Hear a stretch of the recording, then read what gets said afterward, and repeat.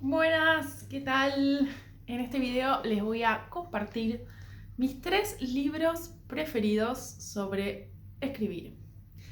Los dos primeros tienen ideas más técnicas sobre el backstage de la escritura y muchísimos recursos para, por ejemplo, pensar en los tipos de narradores, cómo escribir diálogos, cómo estructurar el principio y el final de un texto. Y el último, en cambio, tiene un montón de consignas de escritura para quienes tengan ganas de escribir y por ahí no se les ocurre acerca de qué. Es un libro hermoso. Los 3 son producto de escritoras que no solo son geniales, sino que se han dedicado a dar talleres literarios y después de muchísimos años coordinándolos, recopilaron todo eso que pasó ahí, todo eso que aprendieron enseñando. Vamos a empezar con mi preferido. Si se tienen que comprar uno o conseguir uno, les recomiendo este. Las clases de Uhart por Liliana Villanueva. Este es diferente a los demás porque la autora no es la que coordinaba el taller, sino una de sus alumnas que después de cursar con ella por años, recopiló todos sus apuntes y escribió este libro que es bastante peculiar porque está narrado como si Eve Uhart hablara, aunque la escritora es Villanueva. Este libro para mí es esencial, me cambió la manera de pensar, de escribir, de leer. A ver, les leo un poquito el índice para que vean de qué va. El lenguaje y el misterio, cómo habla la gente, de dónde surge un cuento, el adjetivo y la metáfora, construcción de personajes, el primer personaje, la verdad se arma en el diálogo, el monólogo interior, la crónica literaria en la primera persona, la crónica de la infancia, la crónica de viaje, el humor en la escritura, vicios de la escritura y consejos para el que va a escribir. Y además tiene 2 ensayos, uno es el escritor y los lugares comunes y otro es el humor en los escritores de la generación del 80 del siglo XIX. Una cosa que me encanta de ella es cierta, no sé si llamarla humildad, pero cómo se coloca en relación a la escritura. Eve Uhart dice que la etiqueta de escritora no le sienta bien, porque en algún punto coloca al ego en un lugar medio pretencioso que hace que la práctica de la escritura se convierta en algo que no está relacionado con la autenticidad, ¿no? Para ella es mejor, y le cito, que el que escribe no se sienta escritor. No es que sea un destino único, a todos nos gusta hacer varias cosas, no solo una. Siempre hay muchas cosas para hacer, porque el que escribe tiene diversos roles. Es cliente de un supermercado, integrante de consorcio, marido, dueño de un gato, etc. Alicia Steinberg decía que no había que escribir con actitud literaria y recomendaba tener otra ocupación y no dedicarse por entero a escribir.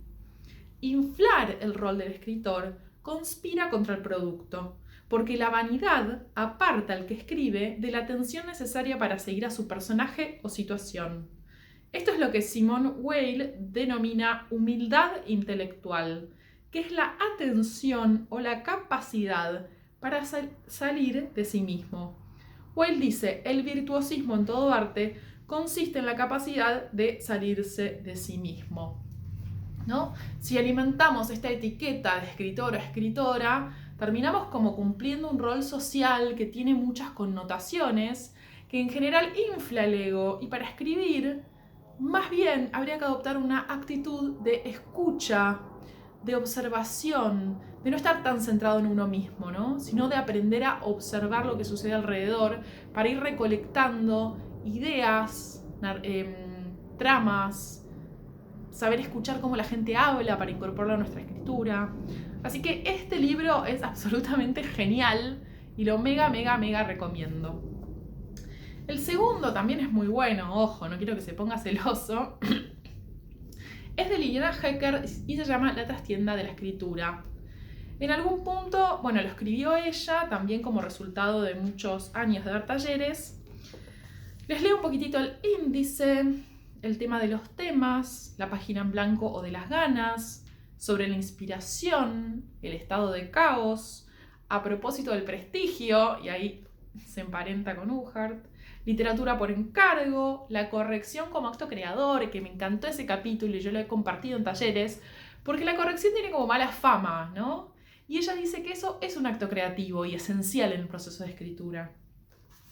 La máquina de escribir, los talleres literarios, los perseguidores de estilo, sobre la experiencia personal, yo, narrador o personaje, el extraño caso de la tercera persona, la segunda persona, variaciones sobre la unidad del efecto, el tiro del final, principios sobre el principio, detrás del diálogo, cuestión de sintaxis, elogio de las palabras, memoria y ficción.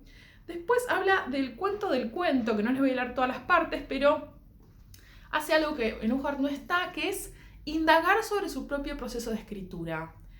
A mí cuando un escritor o una escritora hace eso me parece un acto de humildad y de generosidad absoluta, ¿no? Porque cuando leemos un libro parece que salió así perfectito de principio a final y en general, como dice ella, siempre hay un estado de caos, ¿no? A veces se empieza escribiendo una escena que por ahí va en el medio del libro, que nos abre interrogantes para seguir completándolo, que por ahí después no termina en el libro, ¿no? Termina siendo el puntapié que me permitió escribir ese libro aunque después no esté incluido. Después habla de la novela y termina con mi credo. Les leo un poquitito sobre eso, ¿no? Las ganas de escribir vienen escribiendo. Es inútil esperar el instante perfecto, aquel en que todos los problemas del mundo exterior han desaparecido y solo existe el deseo compulsivo de sentarse y escribir. Ese instante de perfección es altamente improbable. En general, una se sienta a escribir venciendo cierta resistencia. Salir del estado de ocio no es natural. Uno oficia ciertos ritos dilatorios y por fin con cierta cautela escribe. Y en algún momento descubre que está sumergida hasta los pelos, que los problemas del mundo exterior han desaparecido, que no existe otra cosa que el deseo compulsivo de escribir. 2. La primera versión de un texto es solo un mal necesario. Suele estar bien lejos de aquello completo e intenso que una difusamente ha concebido. Corregir no es otra cosa que ir encontrando a Moisés dentro del bloque de mármol. 3. En literatura no existen sinónimos ni equivalencias. No es lo mismo un rostro que una cara, que una jeta. Dijo que estaba harto no equivale a estoy harto, dijo. Aferrarse a una frase o una palabra simplemente porque ha salido así del alma es por lo menos un riesgo. El alma a veces dicta obviedades. 4. Ni la espontaneidad ni la velocidad son valores en literatura. Tantear, tachar, descubrir nuevas posibilidades, equivocarse tantas veces como haga falta, ir acercándose paso a paso al texto buscado. Ese es el verdadero acto creador. Lo otro es como estornudar. 5. Cuando se escribe no hay que tenerle miedo a los sentimientos, pero tampoco hay que tenerle miedo a la lucidez. Una tiene tan pocas cualidades que no veo razón para que se despoje de alguna de ellas para hacer literatura.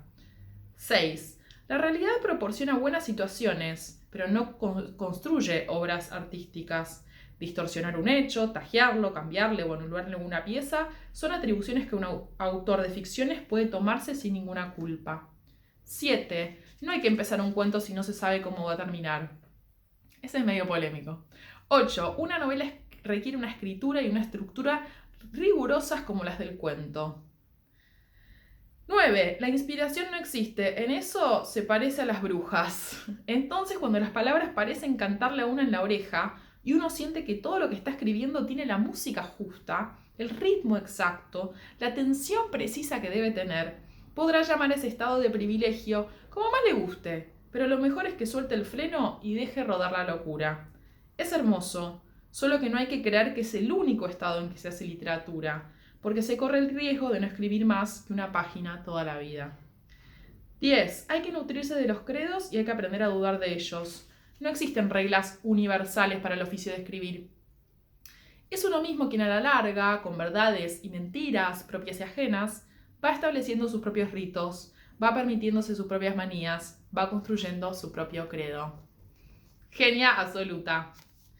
El último, como les decía, es un libro de consignas de escritura. El libro de escribir de Gabriela Begermann, que es una poeta que amo absolutamente.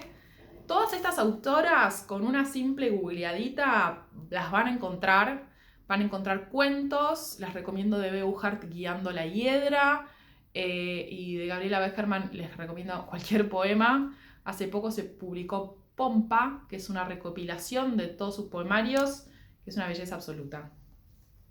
Bueno, Begermann tiene un prólogo divino en donde habla de su concepción de la escritura, sobre cómo abordar la escritura a partir de este libro.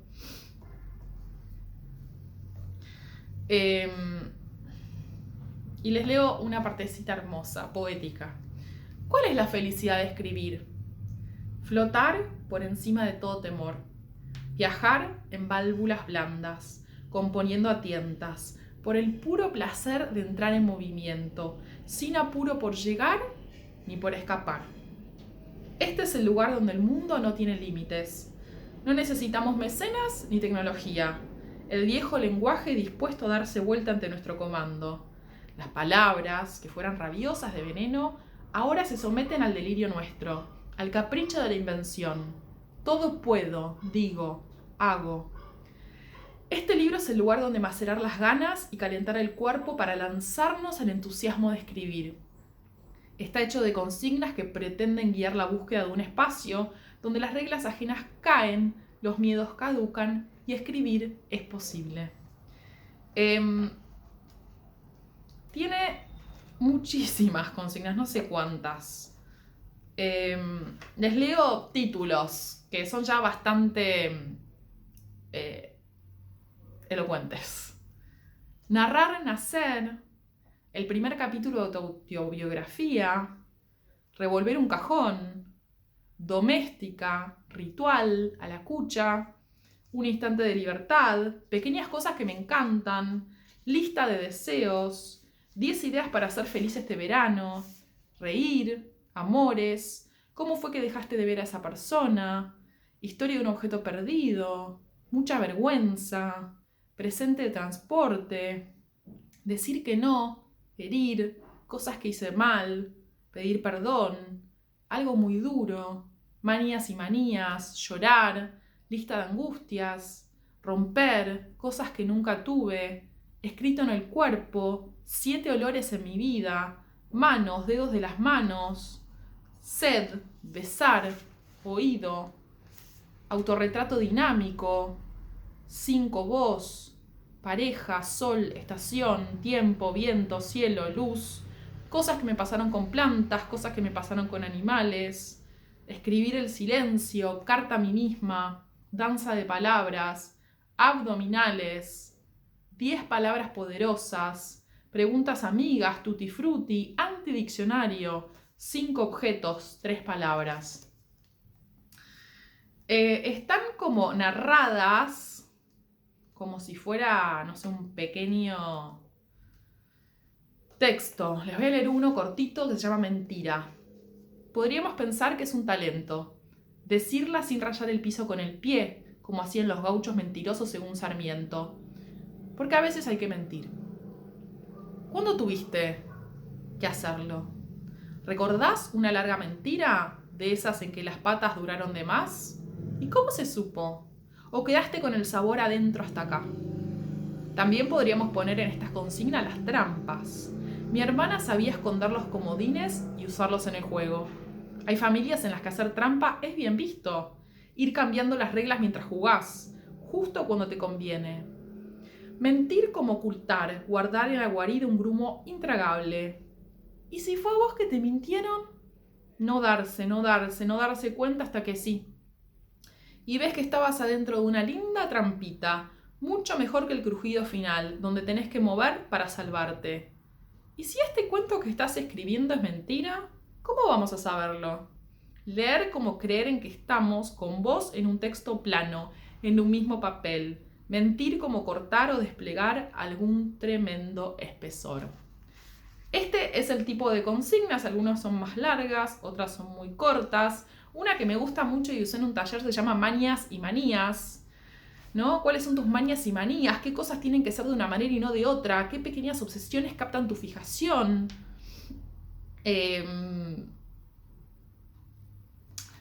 Narra, ¿no?, la situación de un alumno del Rojas que ella tuvo, que hizo un texto sobre cómo era hacerse un huevo duro. El problema no estaba en la cocción, sino en elegir uno de los 6 huevos que llenaban el recipiente de la heladera. No podría reproducir el texto, pero puedo decir que estábamos tan hipnotizados como divertidos por algo que quizá un psicólogo diagnosticaría rápidamente.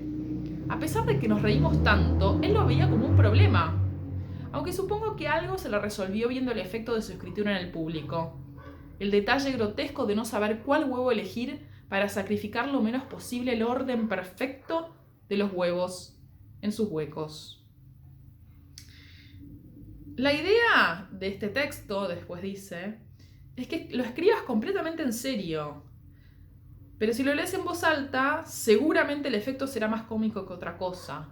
No es necesario que busques un tono gracioso, porque contando con detalle la emocionalidad de tu manía, yendo hondo y más hondo, tu voz tendrá el vigor de tu mirada, del filo que te hace no ver otra cosa más que esa incorrección, esa flecha marcada con resaltador fluo en plena vida 3D. Bueno, así que aquí están estos 3 libros esenciales: Las clases de Beuchardt, La trastienda de la escritura y El libro de escribir. Todas autoras contemporáneas, brillantes, que recomiendo que lean,